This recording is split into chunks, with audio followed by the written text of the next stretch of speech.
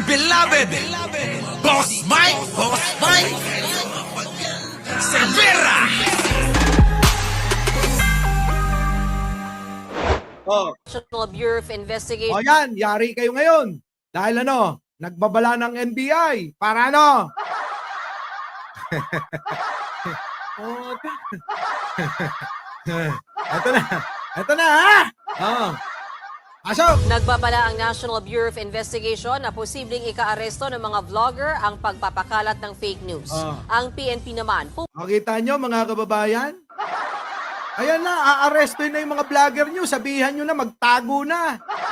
pumalag sa malisyosong interpretasyon sa video ng isang polis na kasama sa pag-aresto kay dating Pangulong Rodrigo Duterte. Nasa frontline ng balitang yan si Brian Basa. Kalat ngayon sa social media ang videong ito. Tila naiiyak at nagpupunas ng luha ang pulis na yan. Kabilang siya sa mga nakabarikada kay dating Pangulong Rodrigo Duterte sa Villamor Air Base sa Pasay matapos siyang arestuhin nitong Martes. Ayan na, pakinggan ninyo mga kababayan kung paano nila ito gagawa ng istorya. Mismong video, may text pang nakalagay na umiyak ang mga pulis na umaresto kay Digong. Maraming netizens ang naniwala riyan. Yan kita nyo yung nagpupunas na yan mga kababayan. Sabi nila umiiyak daw yung mga sundalo na yan. Ginawan nila ng kwento para kunin nila simpatya ng mga tao. Sasabihin nila ultimong yung umaaresto ay tutol dito. Ay nako! Hindi tutol yung mga yan. Mainit lang. Oo, mainit lang yung kinalalagyan. Kaya pinagpapawisan tapos nakasuot ng abay, naka-camouflage eh. Nakasombrero pa. Oh, tapos sasabihin nyo umiiyak. Porke, pero nagpupunas lang ng pawis. Diba? Wala na. Pero sabi ng Philippine National Police, pawis at hindi luha ang pinupunasan ng pulis sa Kita video. nyo mga kababayan, pawis lang pala. Pawis lang pala. Ayun naman eh. Hindi po totoo yun. Kung kayo po ay nakapasok po doon sa holding area, ay maliit lang po yun. At sa dami ng entourage nila, sa dami ng mga pulis natin na nandoon, napakainit po nung suot po ng mga staff natin. Naka-camouflage po yun, nakasombrero. Kahit kami rin po ay basang-basa po ng pawis. Diba mga kababayan, ganyan mag-isip ang mga DDS. Sigaw ng katarungan. Pero yung biktima ni Kibuloy, kita nyo naman. Imbis na kampihan, winawalang yan ang mga yan. Tulad ng biktima ni Digong, pinatay na nga't lahat-lahat, kinakampihan pa rin si Digong. Imbis na kampihan yung mga biktima, mga kababayan, ano sigaw nila? Justice for Digong? Justice for Duterte? Walang yan na yan, mga kababayan. Galit kayo sa adik, pero bakit hindi nyo matuligsa yung anak? Galit kayo sa manyakis, mas maraming nabiktima si Kibuloy, pero bakit hindi nyo matuligsa? Saan kayo lulugar sa mga yan? Tuloy. Pa ng PNP, hindi rin bumaba ang moral ng mga pulis dahil sa pagkakaaresto kay dating Pangulong Duterte. Ay, tumaas palalo ang moral. Sa totoo lang, hinahangaan ngayon sino? Si Torre. Dapat nga kay Torre, maging senador yan. Nang sa ganon, magbanatan sila dyan. Kung matira si Bongo, at hindi pa mabigyan ng warrant ito, di nandiyan dyan sino? Si Torre. Sila mismo, maglaban-laban. Nang makita natin kung sino magaling sa kanila. Wala rin daw pulis na umalis sa serbisyo dahil sa insidente. Wala, kita nyo, pinakalat nila. Maraming mga pulis ang nagbitiw na sa tungkulin dahil nga daw sa pagkakaaresto ni Digong. Kita nyo mga kababayan kung gaano kagunggong yung mga yan. Ano ba yun? Wala naman pala. Sa mga hindi pa nakasubscribe dito sa kaibigan natin, kay DJ Byron, subscribe nyo na. I-interview niya si Atty. Claire, abangan nyo ha. Pasok. Nagtanong na po tayo sa personal po natin. Wala pa naman po tayong nare-receive na anumang official communication na advising the PNP na mag-resign po sila. Kita nyo mga kababayan, tapos hinahanap nyo si First Lady. Ayan hanap kayo ng hanap. Ano sabi ni Bukeke? Sabi ni Bukeke, si First Lady, ayoko sabihin kasi hindi ayaw lumabas sa bunganga ko yung sinasabi. Sabi ni Bukeke, ni First Lady, na hold sa LA. Putik teka, usap ko nga. Fake news nga kayo. Sabi ni First Lady, nandito ako. Ang daming bisita rito. Hayaan mo na yung mga yan. Huwag mo nang pansinin. Di ba? Kaya nga hindi natin pinapansin. Kaya lang pinag-trending. Ang dami nagtatanong sa akin, Boss Mike, totoo ba na si First Lady na hold sa LA? Putik na yan, hindi totoo yan. Si First Lady nasa Malacanang. Tuloy. Bukod sa video ng mga pulis, kalat din online ang mga post na hinarang daw ng mga otoridad si First Lady Liza Araneta Marcos sa kanyang pagbisita sa United States. Kita nyo? Paglilinaw ng Malacanang, Yan. hindi yan totoo at hindi hinuli ang First Lady habang siya'y nasa Los Angeles. Kita nyo kung gaano ka-fake news yung mga yan. Mga kababayan naman, mag-like na kayo. Sabi rito, sa mga hindi pa nakakapag-like dyan, paalala ko lang. Para naman may ambag kayo sa live natin. Para pag nag-live kayo, ako naman magla-like sa inyo. Give and take lang. Pasok! Dahil sa mga fake news na yan, nagbabala ang National Bureau of Investigation sa mga vlogger na nagpapakalat ng maling impormasyon online. Dapat Nagmo-monitor lang kami. Yung mga Yan, mga kababayan, minomonitor na kayo. Akala nyo ba ganyan na ganyan? Magagaya kayo kay Dingunyo. Tingnan nyo nangyari kay Dingunyo. Kampanting-kampante siya na walang warrant.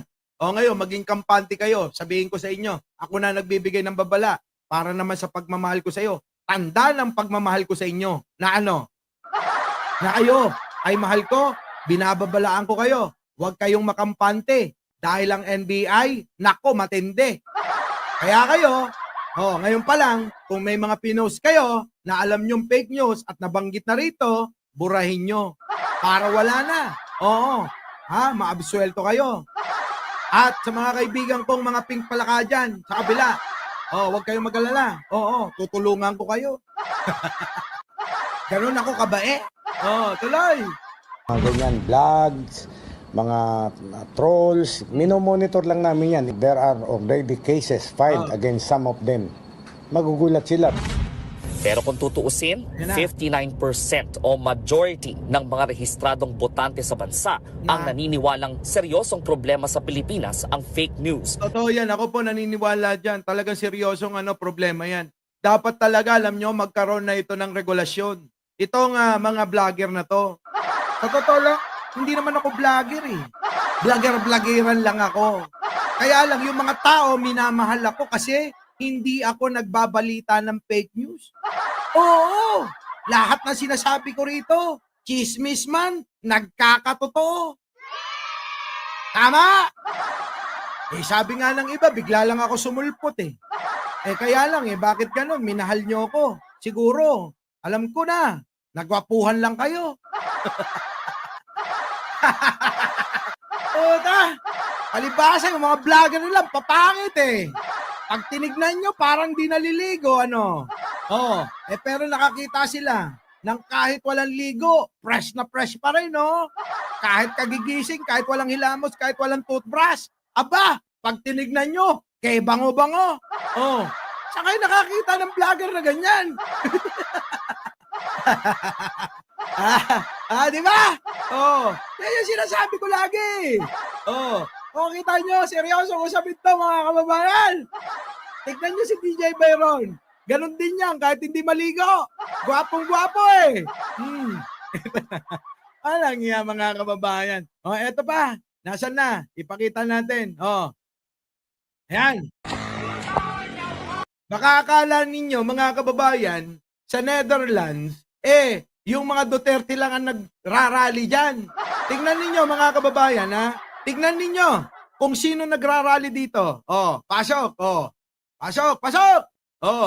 Jail! Jail Duterte! Jail! Jail! Jail Duterte! Kita nyo, mga kababayan? Ano sigaw nila? Ikulong si Duterte. Tapos sigaw ng mga mangmang. Ibalik si Duterte. Saan kayo nakakita ng ganyan? Labanan ng matalino at saka mga mangmang. Sino mga mangmang, Boss Mike? Di yung mga sumisigaw na palayain yung kriminal Sino yung mga matatalino? Eh di yung sumisigaw na ikulong si Duterte. Ganun lang kasimple. Napakasimpleng unawain. Bakit hindi nyo maunawaan? Pagsasalita lang, bulol-bulol pa. Anak ng pating talaga. Tuloy.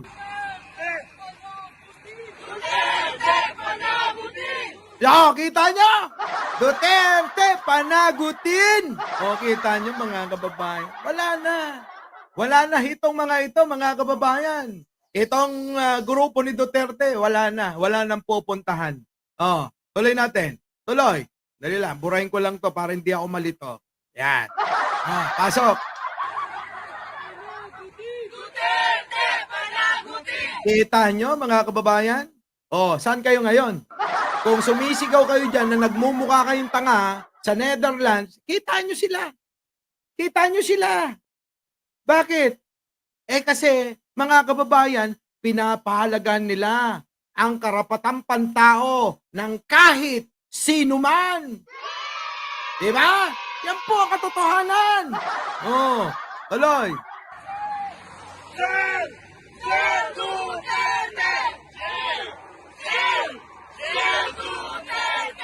Kita nyo? Ikulong daw si Duterte. O ano? Ha? Labanan ng ano? Mangmang at may laman ng ulo. O, ganun lang yun. Sino ang mga mangmang? Eh di yung sumusuporta kay Digong. Kriminal na nga, pumatay na nga, pinaniniwalaan pa, at pinagtatanggol pa. Eto naman may mga laman ng ulo. Ano sinasabi, mga kababayan? Ikulong si Duterte. Bakit? Kasi naiisip nila, kailangan managot ang sino man. Matanda, bata, mayaman, mahirap. Kapag ka nagkasala, aba dapat managot. Mahirap bang unawain yon? Mahirap bang unawain yon? Hindi, di ba? Oh, yan ang sinasabi ko. Kahit na yung mga taga-ibang bansa, kahit yung mga kababayan natin, nagsasama-sama sila. Para ano, mga kababayan? Para ipagtanggol yung mga biktima ni Digong. Para ipagtanggol ang alin? Ang mga biktima ng kriminal na si Digong. Yan po yan, ha? So, alam nyo na. Lang yan. Eto dito tayo, mga kababayan, no?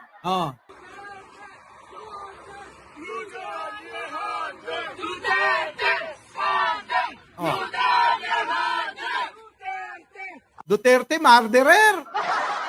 Duterte, kriminal. Duterte, mamamatay tao.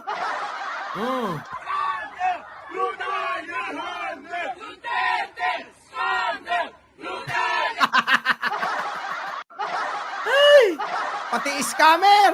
Thank you naman kay Bibi Nunez. Oo, lata. Sa nervyos Digong kaya nanginig boses.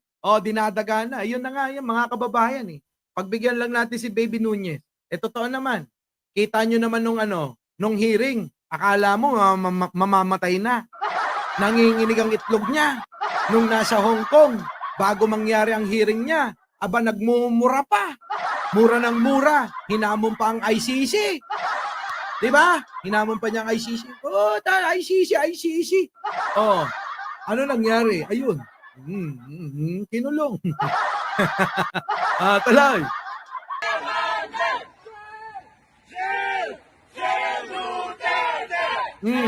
We want accountability. Tama! Diba, mga kababayan? Yan ang sinasabi ko. Our beloved Boss Mike Severa.